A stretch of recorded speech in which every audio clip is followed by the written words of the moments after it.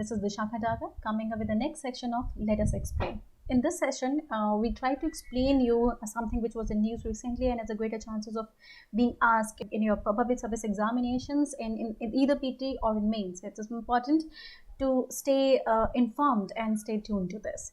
And this session is brought to you by ACube IAS, and we help you prepare for the privileged services in a very unique and a simplest manner. Moving ahead, it's that about the news. The news was that 6 new sites were added to UNESCO's tentative list of World Heritage Sites.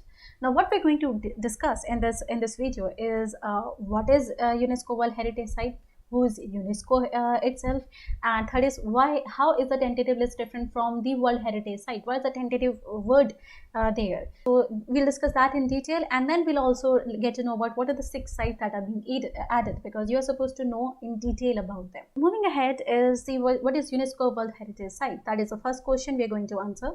A UNESCO World Heritage Site is a place that has a spatial, cultural and physical significance of outstanding value. Remember the 2 words, either it can be cultural or it can be physical, made by the men or human being or something, and like natural is like nature has made it, physical is something human being have made, and have cultural significance, like, and have outstanding value. It's very important, and it is used for the identification and protection and preservation of these cultural and natural heritage.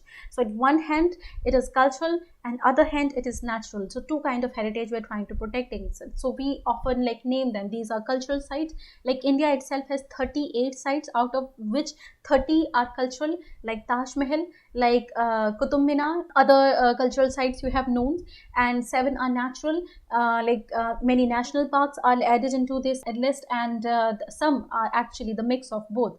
Recently one of the sites like Kanchenjunga is mixed, added in the next site, mixed site, if I remember exactly. So this is how like India has several sites in the UNESCO World Heritage Sites.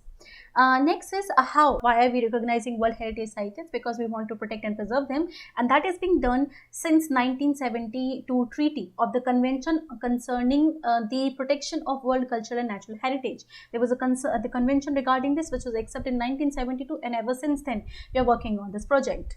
And you should know UNESCO's most of the projects have started in that period, like Men in Biosphere project, MEB project is also has 90 beginnings of the 1970s.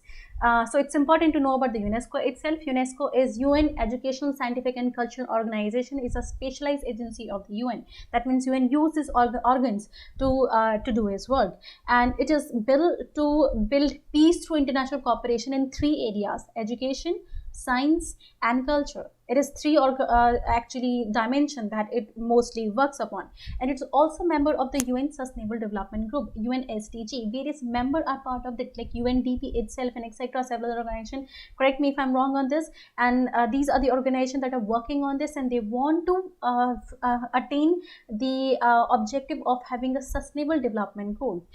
It is headquartered in Paris. These are some facts, or you should remember for your public service exams, like in BPSC, UBPCS. If you're preparing for it, it is headquartered in Paris. It has 193 member, 11 associate member. What is important to remember here is that there are three member states which are not UN, which are not a UN member but are part of UNESCO. They are not part of UN United Nations organization per se, but it is part of UN specialized agency, UNESCO. So UN is like larger infrastructure which has its agency, like I am a person and my hand is my agency. So they are not part of the UN, but UNESCO, it is agency of the UN. What are these 3 member states? Are Cook Island, New and Palestine, and there are 3 UN member states which are not part of UNESCO. So like these are mutually exclusive. Earlier 3 were not part of the UN, were part of UNESCO. Now next 3 are part of the UN but not part of the UNESCO, and these include Israel, US and Liechtenstein. They are actually, and US and Israel are not part of UNESCO for the same reason, because UNESCO accepted Palestine as its member. UN have not, but UNESCO did so. And that day when UNESCO accepted Palestine as its member, UNESCO and US and Israel decided to quit the UNESCO. So there is like the background behind it. You are supposed to know this, and that's why I'm telling you the story. Now, what is the difference between World Heritage Site and tentative list of World Heritage Sites? So, like this, you'll understand the entire process, how the sites are accepted to be World Heritage Site. It has to go through the entire process, and once you understand the process, you'll understand the difference as well. Moving ahead is when the UNESCO World Heritage Site has already accepted a list of the sites by the UNESCO World Heritage Committee, the tentative list is an inventory which each state intend to be considered for the nomination. Here, these sites are accepted World Heritage Committee. These are the list. Okay, I want them to be considered for the nomination for the World Heritage Site. So this is not even in the nomination stage. So this, I'm saying ki I have 10 movies. I want an Indian movie to be considered for the Oscar. Now, for that Oscar nomination, first I have to put them in a tentative list. Then out of this tentative list, they will go for the nomination. And after nomination, they'll be accepted to be accepted. So this is how the entire process is being done. Let me explain you the process. Why this is done? Because state parties should submit the tentative list to World Heritage Center at least 1 year prior to submission of any nomination. So even for nomination, any list should stay in the tentative list for at least an year. So if I want Varanasi, Ghats of Varanasi to be considered as a World Heritage Site, then to be nominated per se for that acceptance, they have to stay in the tentative list for an year. So that's why the state party are requested to submit the tentative list to UNESCO. They stay in there for 1 year, then state make nomination out of tentative list, and then site is finally accepted. So this is a 3-step process. First in tentative list, then to be nominated, and then to be accepted. So this is 3-stage process you're supposed to understand. Moving ahead is the 6 new sites added to UNESCO World Heritage Sites. We'll take each in detail. That first is Ganga Ghats of Varanasi.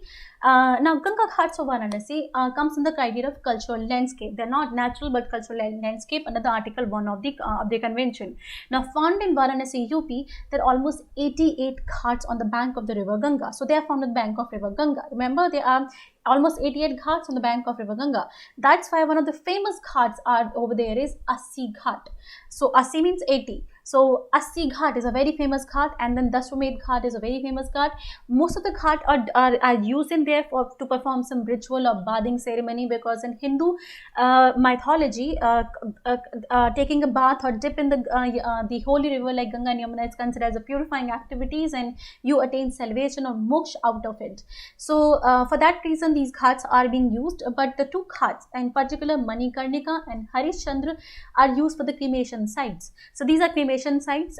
Many ghats are associated with very legends and mythologies, but many ghats are also privately owned, and most of the Varanasi ghats were built old time ago, but many were rebuilt during Maratha rule. So this is the history of Varanasi ghats. Moving ahead is the temple of Kanchipuram, which is very interesting, and it is entirely elaborately detailed in your NCERTs. I'm taking a part of there only. So let's move ahead and let's read about the temple of Kanchipuram. Now, criteria is that they're also cultural landscape, and under Article 1 of the Constitution. Now, about is what? They are situated on river Vegavathi, Kanchipuram. What we read earlier, the Ghats of Varanasi were on the river Ganga. Now, these are found on river Vegavathi. Remember the river? They often ask you. They can ask you these questions, and UPSC often trick you while asking the geography or other question, and even in your PCS examination.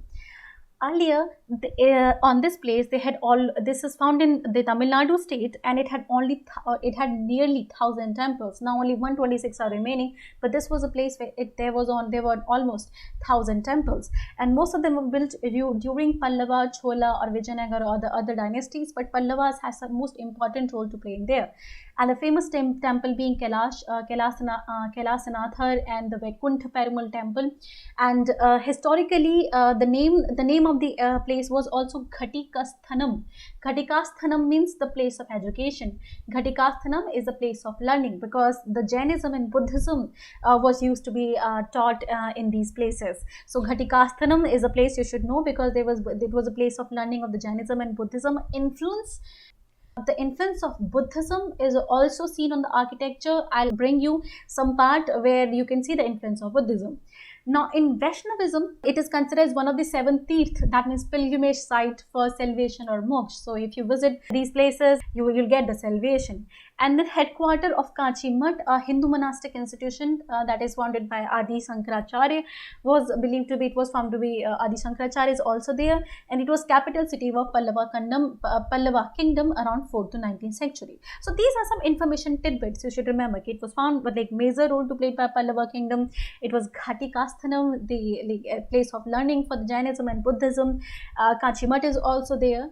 Moving ahead is the Pallav kingdom, because a little bit you're supposed to know about, because Pallav kingdom become important because of it. And like whenever you're reading NCERT, focus more on the Pallava history. They exist between 3rd to 9th centuries, and under them that rock temple, that we see a transition between the rock cut temples to the stone bin temples. Earlier the temples were built in the rock cut caves, like you know the example of Ajanta and Ellora. These are basically rock cut cave temples, so the paintings are found in there. But now you see standalone stone temple or brick temple. So this is a transition which was believed to have been brought under the Pallav dynasty. Earlier they were known as Rath or Mandaps, one of these is the Draupadi Rath and Draupadi and the elder brother of the Pandavas, on the name of him. Draupadi's Rath is the smaller temple. So they were known by the Rath as well, and the main builder you should remember is Mahendra Varman in Rajsim. Mandagabattu rock cut temple is being built by Mahendra Varman, and during his time the rock cut temple was there. Then Rajsim, also called as Narsim Varman or Mamala. That's many of his, like some of the temple are called, because he's called as Mamala. So temple built during his time was Kailashnathar temple. Kailashnathar is a very important temple. Read in detail about this. Then Kanchipuram Shore temple is itself called the Mamlapuram temple. It is a Pallav architecture that one sees the beginning and the zenith of the Dravidian architecture. Now what is Dravidian architecture? You should know that temple building has 3-4 sub-styles in India. The northern part above the Maratha, usually for the Nagara style. The southern part follow the Dravidian style. Then there is a secular architecture which is Vijayanagar. Then there is a Minakshi style, Nayak style, and then there is another style is actually the mix of this is Veshara style. You should know there are 5 schools of temple building in India, but if I like discuss in detail about this, it will be a very long video. So let's move ahead. Pillars of the rock cut temples and the Rath are very distinctive features of the Kanchipuram temple. You should know these 3 features, because UPSC can frame a question on this line itself. These 3 are very important features, so you should remember, especially the Rath part. Rath is basically nothing but the main wall of the temple is divided into certain section. If it's divided into 3, it is 3 Rath. If it's divided into 5, then it is Panch Rath. And accordingly, how many sections a wall is divided, the Rath has been called. It is being called by the same Rath. And also these kind of temples shows the influence of Buddhist rock cut caves, and you can see the Vihara, like influence of Vihara, because Vihara had rock cut pillars. So these temple also have rock cut pillars. And then Chaitya model, where this Chaitya used to be oblong shaped, so some of the temples are also found oblong shaped. So influence of Buddhist rock cut caves is also found in there. So remember this, because this is how UPSC is going to frame the question. Bring one line and then framing a question on it. Now understanding the Dravidian architecture for your own simplicity, I'm explaining you this. The Dravidian architecture has these important prominent features.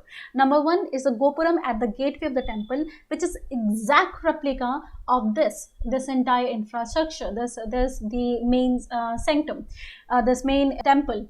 The replica is present here, and this is called Gopuram. And then is a pillared hall, a big pillared hall, which is called Mandap. Then there is a Garbhagriha. Garbhagriha is a sanctum with a deity is being placed. So this is called Garbhagriha. The Viman is the entire raising the part with a slowly rectangular inclination. And then there is a Shikhar. The alternative for Shikhar in Nagara style is Kailash.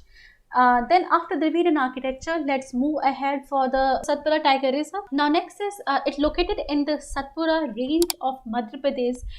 This national park has 26 species, and it was declared a tiger reserve in 2000. So in 2000 it was declared as a tiger reserve. It has not only is known for its natural fauna and flora, but also it abodes in itself nearly 50 rock shelters with painting. So like rock entire we know the prehistoric paintings, the rock cut paintings have been found at various places. It has 50 rock shelters with paintings which are nearly 1500 to 10,000 year old. Like Bhimbedka is one of the rock cut paintings, or the rock cut, not exactly rock cut, but rock paintings. That means painting are drawn on the rocks. And it has Dhupgarh, which is the highest point in the Mahadev Hills, MP. This is important who are preparing for the MP Civil Services, because this is a very important question, and whoever preparing would know this is an important information. Dhupgarh is the highest peak point in the MP. And then Satpura. In the Sanskrit, it means the 7 mountains, and it has various hills in there. That's why it's called by that name. The interesting story behind the Satpura is it was first explored by the Captain James Faust of the Bengal Lancer in 1862, when he was searching for the Tatya Tope. Remember, Tatya Tope ran into the jungle, and he would often run away from the authorities. So he was searching for the Tatya Tope, and he found the Satpura, natural landscape of the Satpura. Satpura National Park is actually not only this tiger reserve, but it has 3 components. National Park has Satpura Tiger Reserve, Panchmari and Bori sanctuaries as well. So these 3 things combinedly form the Satpura Tiger Reserve, and it has Denva backwaters and Bifal, which are very beautiful places. If you ever think about going in there, you must visit the Satpura Tiger Reserve, which is not only known for its scenic beauty and tigers. Next is Maratha military architecture. In Maratha military architecture, there are 12 forts in Maharashtra dating back to the era of 17th century Maratha king Chhatrapati Shivaji. Very important one you should remember is Shivneri, Raigad, Todna, Lohgarh and Sindhugarh. Lohgarh and Sindhugarh you might have heard again and again. They are mentioned in your NCERT for several reasons. Sindhugarh and Lohgarh are important. They highlight the formation of military landscape in form of hill and sea forts. Now you should remember why many forts are built during that time, because Marathas were warrior in their nature, and they had many fights with the rival countries. Either they were when the Bahmani kingdoms was divided, when the Bahmani kingdom was divided, when the Vijayanagar it was divided. So they were fighting with the remnants of the Bahmani kingdom. They fought with the Mughal, and constantly they had to fight with the other countries. They had to build fort, and that's why they have strong fort. And Maratha military architecture is basically consist of many forts. Now next is about Marathas. They ruled around 17th to 19th century. Of its strong foundation was led by the Chhatrapati Shivaji and expanded by the Vishwanath Bajirao and then Balaji Bajirao. You know how the Maratha history goes, and in the NCERTs you must read. And since they were at war, they built many forts. Moving ahead is a megalithic site of Higher Benakal. Now, Higher Benakal is a megalithic site of Higher Benakal. It roughly contains this is found in a state of Karnataka, and it's beautiful to see. But with almost 400 megalithic funerary monuments, it looks like some kind of ghost town, because many cemeteries are found in there. Now, what you're supposed to understand is what are megalith and what are necropolis, because first is megalith. Megalith are nothing but prehistoric stone used to construct some structure or monument. Either they are standalone, or they are with some other stones to build some structure, and they signify a purpose. In this case, the purpose is to actually commemorate the death of a person, or to actually in their memory. It's like building a tomb. So it's like a tomb-like structure. So as you see in Christianity or in Islam, it's a person died, a tomb is being built, a particular structure is being built, and then an epithet is written on that. In the same way, megalith is a prehistoric stone that is used to construct a structure to signify a purpose. So the purpose is here. That's what in this case, there are 400 megalithic funerary monuments. That means a funeral representation they have. And what is more important in here is they show the transition period between Neolithic to Iron Age period. You know, the entire history is being divided into periods in a geographical time era. We see there's Archean period, then the Cambrian period, and then Devonian period. And as much as you come towards the Tertiary and Quaternary stages, after Quaternary, the recent time history is divided into this Neolithic, Mesolithic, Neolithic, then there is the Copper Age, Iron Age, and after that this the history proceeds. So this Neolithic and Iron Age, it's nothing the division of our time into various periods. First come the like after like Mesolithic comes first, then comes the Neolithic, and after that comes like Copper Age, then Iron Age. Iron Age is when the Iron civilization comes. So this entire transition from Neolithic to Iron Age, you can actually see in this burial sites of megalithic. Basically, this megalithic site, you can see that transition. And then it is the largest necropolis found among 2000 odd megalithic sites found in South India. So South India have many megalithic sites because burial was practiced in there, and then they were remembered by this way. It is also a sign of civilization. If deads are buried, and in order to commemorate their death, if a stone is being kept in there, that means it's a sign of beginning of human civilization. That means we're becoming more and more civilized then. They're usually found on the left bank of Tungabhadra river. Now next is so we have explain you what is megalith, and we have used the word necropolis, and then let me explain the word necropolis as well. These are large cemetery with elaborate tomb monuments. So they're basically cemetery only, like I explained in the earlier. Megalithic are nothing, they are stone structure to build they are stones to build some structure, and structure signify a purpose. Here the purpose is to commemorate the deads. Now next is Beta Ghat, Lameta Ghat in the Narmada Valley, Jabalpur. Now this, the Beta Ghat, they are often referred to as the Grand Canyon of India, and around they are near Jabalpur. Why they got their like name listed in this World Heritage Site is because of their marble. The marble and morphological form on either sides of the river. Like you can see in image, the river is passing, and on the both sides there is this marble structures which are like natural marble structure. We know that Narmada Ghat passes through a gorge. Gorge is a valley formed after like erosion or cutting down of the stones. So deep valley is a gorge, and Narmada Ghat passes through a fault, and this fault is formed like we know the Deccan traps are formed by the eruption of like lava. And the eruption of lava formed a different different type of rock in there, which is mostly marble in character.